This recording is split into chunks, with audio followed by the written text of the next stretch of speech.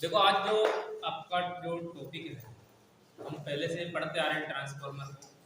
Transformer का हमने classification देखा, ट्रांसफॉर्मर के प्रकार देखे, ट्रांसफॉर्मर की क्या क्या विशेषताएं होती है, ट्रांसफॉर्मर क्यों यूज किया जाता है, इन सब के बारे में हमने पढ़ लिया।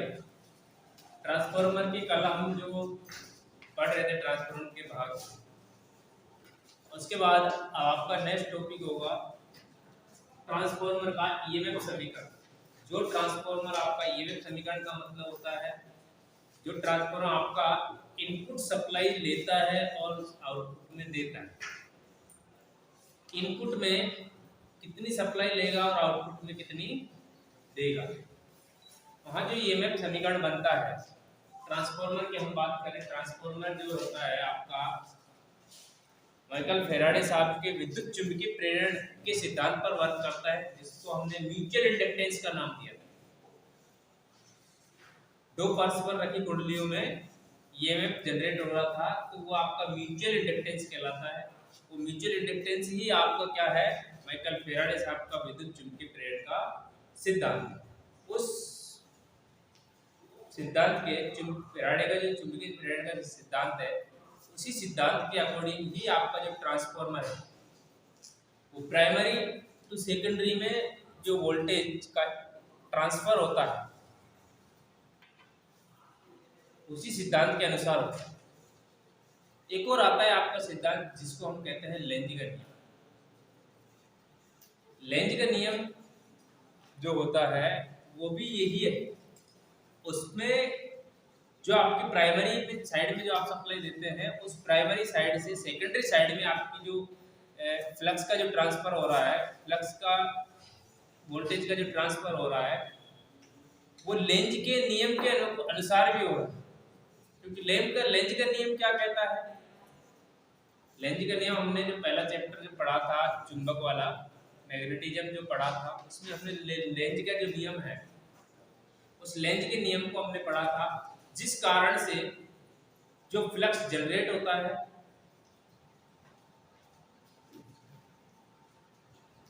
वो उसी का विरोध करता है। यही पढ़ा था हमने। तो हम जो ट्रांसफॉर्मर का ईएमएफ समीकरण है वो देख रहे हैं। ट्रांसफॉर्मर का ईएमएफ समीकरण का मतलब जो आपकी उसमें वोल्टेज होती है, वोल्टेज का मतलब जो करंट जो आपकी सप्लाई है, वो सप्लाई आपकी जो ट्रांसफॉर्मर में थोड़ा ट्रांसफॉर्मर का स्ट्रक्चर बना देता हूं थोड़ा।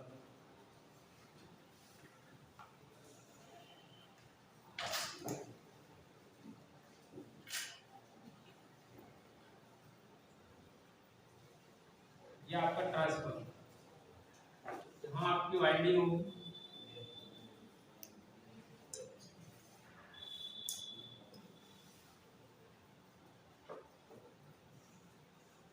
और यहाँ भी वाइंडिंग।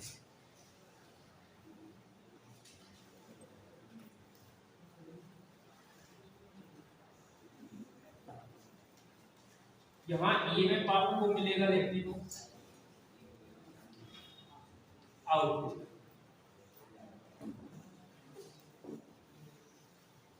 वोल्टेज। ये आपके क्या है, नंबर ऑफ टर्न किसके। अब ये में आपका यहाँ पे भी ईएमएफ होगा, कौन सा, इनपुट का। इनपुट में आपके पास हमने यहाँ एसी सप्लाई इसको दी।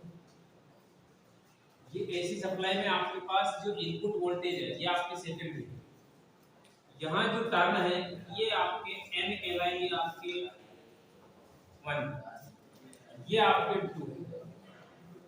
बात समझ में आ रही है। ये इस n का मतलब है प्राइमरी के टर्न और n2 का मतलब है सेकेंडरी के टर्न। यहाँ आपका जो ईएमएफ है, ईएमएफ इसको हम E से प्रदर्शित करते हैं, E1, और यहाँ E2, यही चीज है। जब इसको आप सप्लाई देंगे तो यहाँ आपका फ्लक्स जनरेट होगा, जो फ्लक्स आपका मैक्सिमम म्यूचुअल फ्लक्स जिसको कहते हैं, माइकल फेराडे साहब के जो नियम के अनुसार जो फ्लक्स जनरेट होता है वो n फ्लक्स। ये आपका ट्रांसफॉर्मर है। इस ट्रांसफॉर्मर आपका यहाँ से सप्लाई आप ले रहे हैं और सप्लाई आपको यहाँ प्राप्त हो रही है वो फ्लक्स के माध्यम से। यह है आपका फ्लक्स।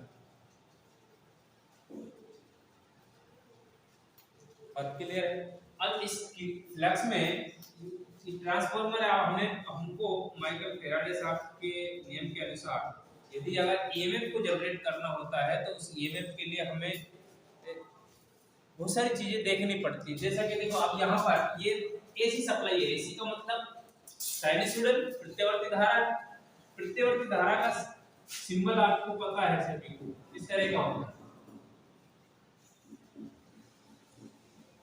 यही होता है लहर का।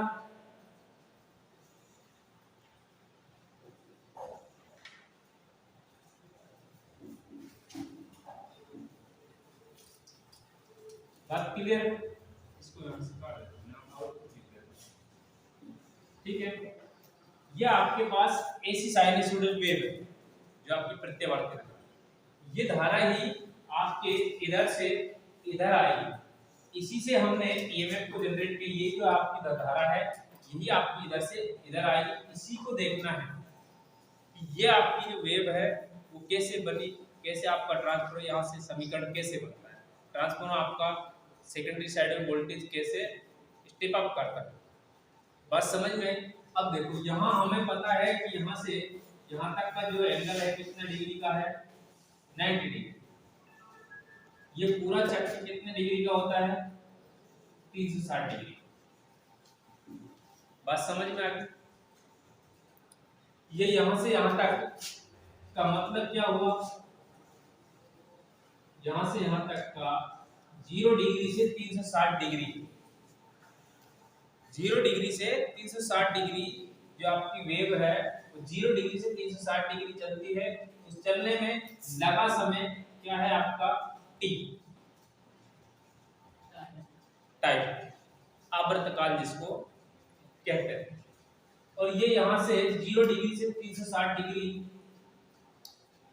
जाने में जो समय लगता है उसको हम आवर्तकाल कहते हैं। और 0 डिग्री से 360 डिग्री में जो वेव बनी है वो आपकी क्या कहलाती है, फ्रीक्वेंसी कहलाती है। बात क्लियर है? किसी को कोई दिक्कत? तो यहाँ आपकी ये आपकी फ्रीक्वेंसी, यहाँ मैं इसको लिख देता हूँ एफ। ठीक है, अब देखो यहाँ से 0 डिग्री से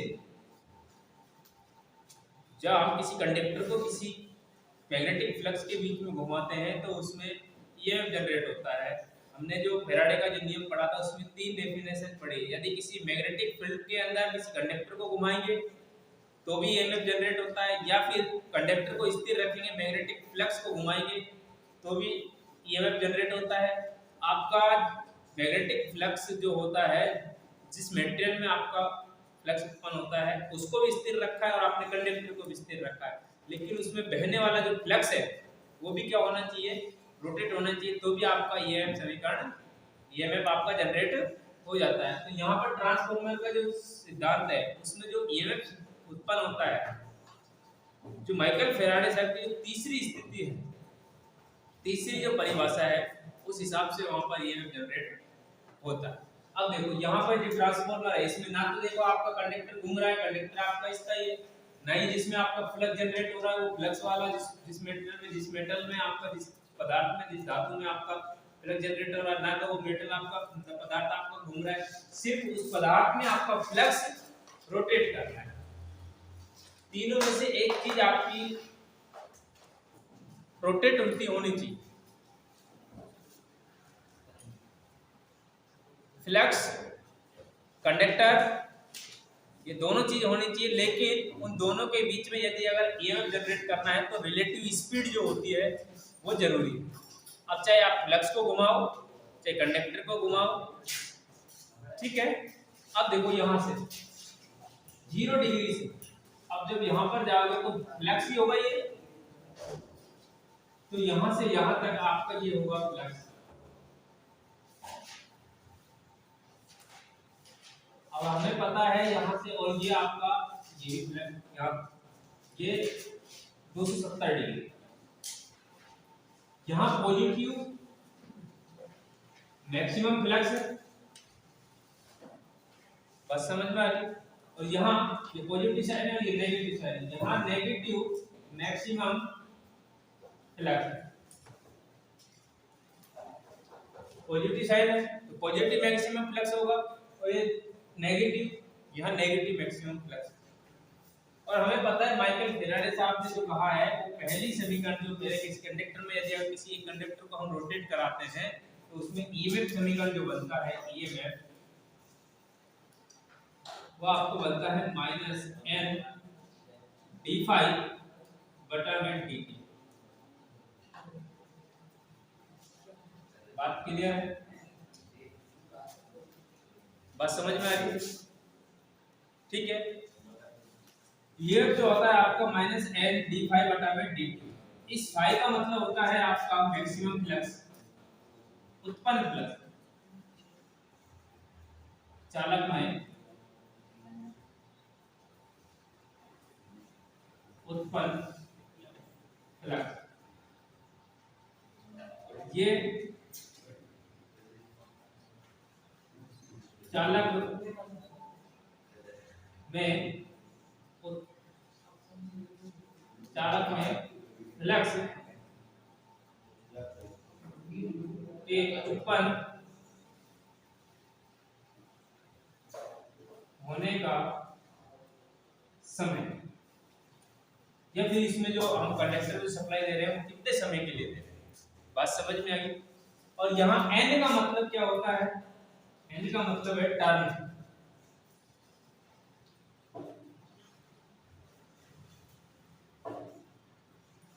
टर्नों की संख्या। बात समझ में आ गई? ये किसी एक कंडक्टर सिर्फ एक टर्न की बात कर रहे हैं, जो हमने एक यूनिट जो टर्न होता है उस एक टर्न में जो फ्लक्स जनरेट होता है, जो ईएमएफ जनरेट होता है वो इस हिसाब से होता है।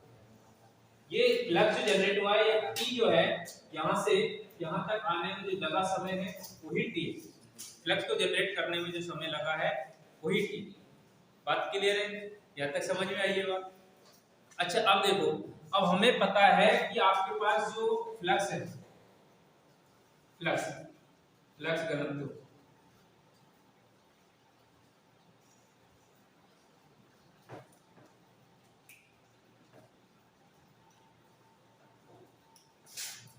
एक फ्लक्स आपके पास फाई मैक्सिमम पॉजिटिव का है minus bracket minus flux maximum negative. बात समझ में? यहाँ तक बात क्लियर है? देखो, दो फ्लक्स घनत्व है आपके पास, एक तो पॉजिटिव और एक नेगेटिव। एक साइन वेव में आपके पास जो फ्लक्स है एक बार नेगेटिव जाता है और एक बार पॉजिटिव जाता है। किसी को कोई दिक्कत है? पॉजिटिव और नेगेटिव जाता है तो आपके पास, अब इसको हम जब सोल्व करेंगे तो यहाँ से देखो, ये इसको मल्टीप्लाई किए आपका यहाँ से ये 2 पाई मैक्सिमम हो जाएगा। बात समझ में? ये फ्लक्स जुड़ जाएगा, कितना हो जाएगा? देखो, ये माइनस को माइनस से गुणा करेंगे तो ये प्लस हो जाएगा, फिर ये प्लस आपके दोनों प्लस दोनों जुड़ जाएंगे तो आपके 2 फ्लक्स मैक्सिमम हो जाएगा। बात समझ में आई? तो अब देखो, इसी समीकरण को आप यहाँ से जो फ्लक्स है, इस फ्लक्स को देखना है तो आपके पास ये n, इस 2 को हम आगे ले जाए तो 2n पाई बटा में t हो जाएगा। बात समझ में आई? अच्छा, t का मतलब देखो, हमें पता है ये फ्लक्स है, इस पूरी वेव का हाफ t में हुआ है। आपकी जो t है, टोटल टाइम जो है वो आपका ये t है। बात समझ में आ रही? अब देखो, यहाँ से जो ये t है, ये t को आप यहाँ से t हटा के आप यहाँ रखेंगे t बटा में 2, t बटा में 2। तो आपके पास जो फाइनल ईएमएफ जो आप यहाँ से जो आएगा माइनस ये p बटा 2 है, तो ये 2 किसी बट्टे में अगर कोई संख्या है तो वो उलट के वापस ऊपर चली जाती है। तो अब यहाँ पे आपके पास माइनस 4, ये ऊपर जाएगा तो मल्टीप्लाई तो 4n पाई मैक्सिमम बटा में। बात क्लियर? अब देखो, यहाँ से जो आपका t है, हमें आवर्तकाल जो पढ़ा है, आवर्तकाल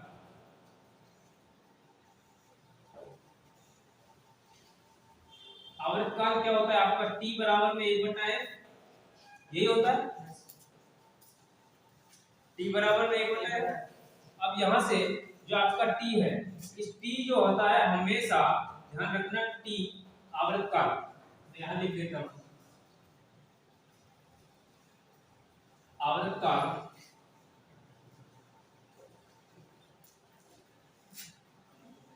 हमेशा आवृत्ति के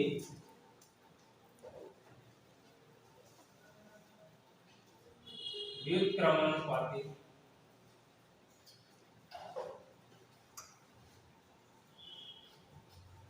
होता है। बात समझ में? ये इसका व्युत्क्रमानुपाती, अगर आप फ्रीक्वेंसी ये देखो, ये फ्रीक्वेंसी बढ़ाएंगे तो ये घट जाएगा, इसको बढ़ाएंगे तो आपका ये घट जाएगा। ये एक दूसरे के व्युत्क्रमानुपाती है। अब यहाँ से इसको जो आपका T बराबर आपका 1/f है, तो इस T की जगह हम क्या लिख देंगे 1/f,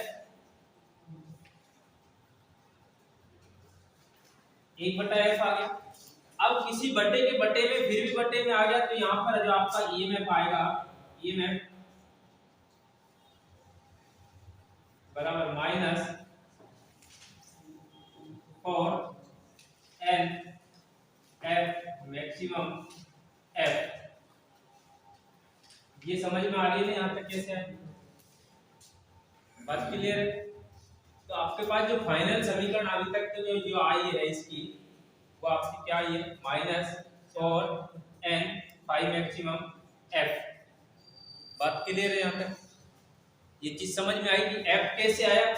f क्या है आपकी फ्रीक्वेंसी, प्रतिवर्ती धारा है, फ्रीक्वेंसी होगी। फ्रीक्वेंसी कितनी है हमारे भारत की 50 हर्ट्ज है।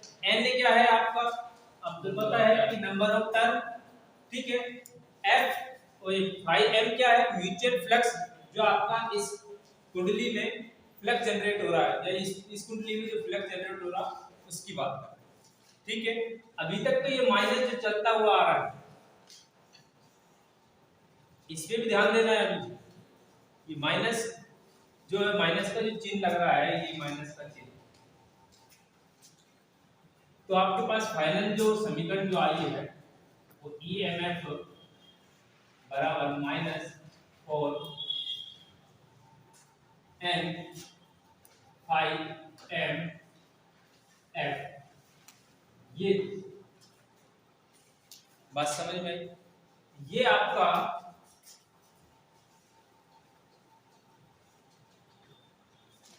जो माइनस का चिन्ह, ये माइनस का चिन्ह हमने पहले बात की थी, जो आपका यहाँ से जो n, ये माइनस का जो चिन्ह किसको प्रदर्शित करता है?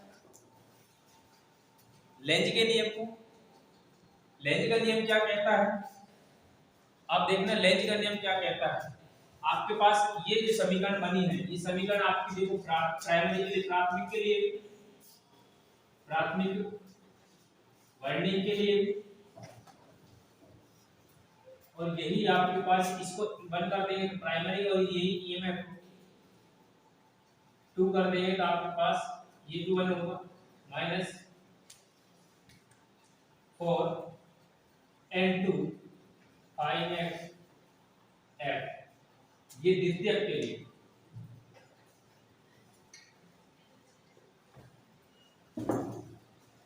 बात समझ में आई? मैं कह रहा हूं जो आपका माइनस का चिन्ह लगा हुआ है, वो माइनस का चिन्ह आपको हटाना है। यहां से आप देख रहे हैं माइनस का चिन्ह, माइनस का चिन्ह किसको प्रदर्शित करता है? लेंज के नियम। लेंज का नियम क्या कहता है? जिस कारण से जो फ्लक्स उत्पन्न होता है वो उसी का क्या करता है? विरोध होता है, विरोध करता है। अब देखो जो प्राइमरी वाइंडिंग, इस प्राइमरी वाइंडिंग को हमने सप्लाई दी थी, इस प्राइमरी वाइंडिंग को सप्लाई देने के बाद इसका जो फ्लक्स जनरेट हुआ है, वो फ्लक्स आपका इस कुंडली से लिंक किया है।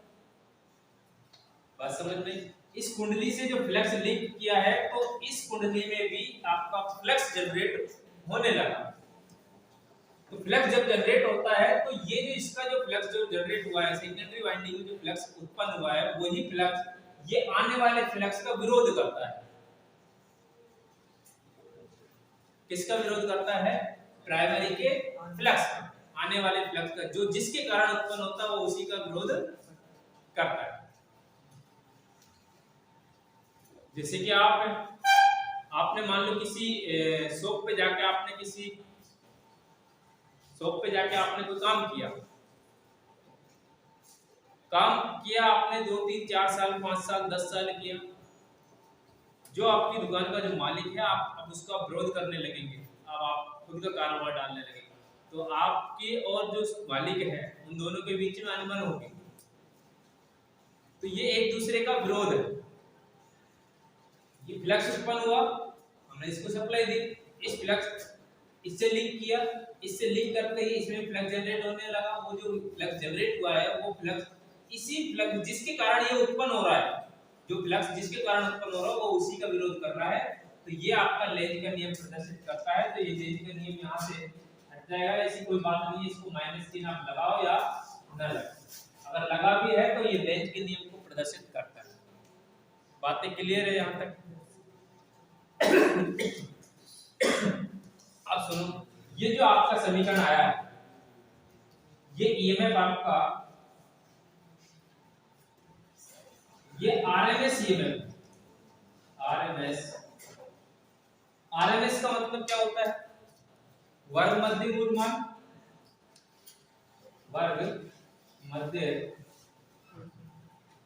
मूलमान, जिसको हम कहते हैं रूट मीन स्क्वायर। ये आरएमएस का पूरा नाम पूछा जा सकता है, ध्यान रखना आरएमएस का पूरा नाम क्या होता है। हिंदी में कहते हैं इसको वर्ग मध्य मूलमान, इंग्लिश में root mean square. RMS value और एवरेज वैल्यू हमने दोनों चीज पढ़ी थी। आरएमएस वैल्यू इस पूरे की वैल्यू थी, एवरेज वैल्यू इस हाफ की वैल्यू थी, या इसकी लो या फिर इसकी मान। एवरेज वैल्यू और आरएमएस वैल्यू हमने दोनों पढ़ा था। आरएमएस का मान आपको पता है, आरएमएस का मान जो होता है 0.707 होता है, एवरेज कितना होता है 0.637 एवरेज होता है। और हमने पढ़ा था जो आपका एवरेज मान और आरएमएस मान का जो रेशियो है, आरएमएस मान और एवरेज मान का जो रेशियो है वो क्या कहलाता है आपका? Form factor. फॉर्म फैक्टर का जो फॉर्मूला होता है आरएमएस बटा में एवरेज, यही होता है। अब हमें एवरेज आरएमएस का मान पता है 0.707, एवरेज का मतलब पता है 0.637। इसको जो कैंसिल करेंगे तो आपके पास 1.11 करके नहीं आपका आरएमएस फैक्टर आता है, आता नहीं आता है? बात क्लियर है? तो यहां से जब आरएमएस फैक्टर जब आपका आएगा तो आपकी जो फाइनल जो वैल्यू अभी मैं लिख रहा हूं,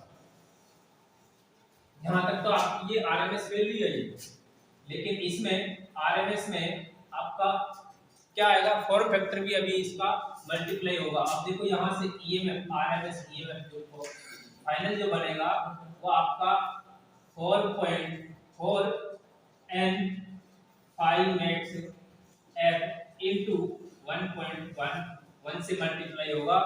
तो ये 1.1 जो है इनसे मल्टीप्लाई हो गया। अब इसको मल्टीप्लाई करेंगे तो आपका ईएमएफ वो ईएमएफ आरएमएस बराबर में 4.445 मैक्स एफ, ये आपकी समीकरण बन जाएगी।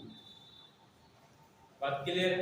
अब जो ट्रांसफार्मर है ये आपका ट्रांसफार्मर है, इसकी प्राइमरी का जो समीकरण होगा वो भी आपका 4.44 एन 5x f होगा। n को प्राइमरी में तो 1 लिखना है, सेकेंडरी में है तो आपका e बराबर होगा आपका 4.44 n to 5x f। Frequency आपकी जो प्राइमरी में है वही आपकी सेकेंडरी में होगी। ऐसा नहीं है कि फ्रीक्वेंसी आपकी चेंज होगी, फ्रीक्वेंसी कभी भी चेंज नहीं होगी ट्रांसफार्मर की। ट्रांसफार्मर जो करता है सिर्फ क्या करता है, आपका प्राइमरी को सेकेंडरी तक जो वोल्टेज जाती है, जो स्टेप अप करता है स्टेप डाउन करता है, सिर्फ ट्रांसफर करने का काम करता है, चेंज किसी को नहीं करता। बात समझ में आई? चेंज नहीं करता, किसी को बदलता नहीं है, सिर्फ ट्रांसफर करता है एक स्थान से दूसरे स्थान का, मतलब एक सर्किट से दूसरे सर्किट। बात समझ में आई? तो ये तो थी आपकी इस ट्रांसफार्मर की फाइनल समीकरण। अब यहां से जो समीकरण, ये चीज समझ में आ गई, जिसको कुछ उतारना है वो उतार दो, ठीक है।